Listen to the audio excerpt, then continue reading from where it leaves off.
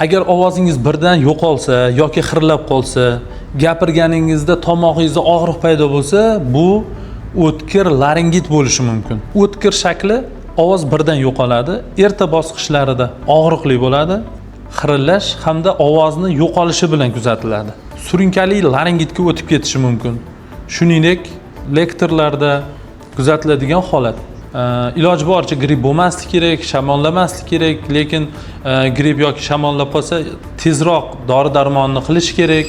Men Nazar Jolonbek Ilyosovich 18 yillik ish tajribasiga ega lor shifokoriman. Bugun sizlar bilan o'tkir laringit kelib chiqish sabablari, davolash hamda profilaktikasi haqida gaplashamiz.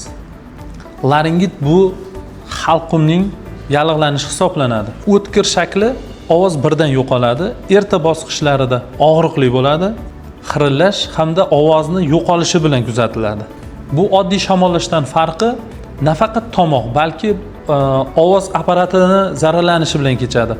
Tomoq og'rig'ida, tomoqda o'z og'risa, bunda ovoz buzilishi bilan kuzatiladi. O'tkir laringitni kelib chiqish sabablari bular nimalar? Birinchidan, muzdek suv ichish yoki sovuq havoda qolish. Ikkinchisi, kuchli baqiriq yoki qichqirish, virusli yoki bakteriyali infeksiyalar ta'sirida, changli muhitda ishlash va allergiya natijasida. Agar siz o'tkir laringitni o'z vaqtida davolatmasangiz, ovozingiz uzoq vaqt yoki butun umrga shunday xirillagan holatda qolishi mumkin. Yoki surunkali laringitga o'tib ketishi mumkin. Shuningdek, nafas yo'llarida shish paydo bo'lib, nafas olishdagi muammolar, hayot sifatiga yomon ta'sir ko'rsatish, ko'pincha kasb kasalligi, ya'ni o'qituvchilarda yoki lektorlarda kuzatiladigan holat.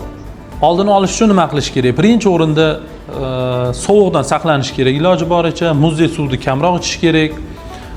Shuningdek, baland ovozda birdan ovoz tayyorlanmagan holatda baqirishlardan o'zini ehtiyot qilish kerak. Baland ovozda ko'p gapirmaslik kerak. Har xil changlardan yoki allergiya beradigan holatlardan o'zini ehtiyot qilish kerak. Iloji boricha gripp bo'lmaslik kerak, shamollamaslik kerak, lekin gripp yoki shamollab qolsa tezroq dori-darmonni qilish kerak. Agar xonangizning havosi quruq bo'lsa, uni iloji boricha namligini o'z normasida saqlab turishni harakatini qilish kerak. Shunda kelib chiqib nima deyishimiz mumkin? Uy sharoitida qaynoq sut yoki qaynoq choy ichish emas. Buni o'z vaqtida lor mutaxassisiga murojaat qilish muhim. Kechiktirmang. Agar sizda ham quloq, tomoq yoki burningizdan shunga o'xshash har xil muammolar bo'ladigan bo'lsa, quyidagi nomerlarga qo'ng'iroq qilib, bepul onlayn konsultatsiya olishingiz mumkin.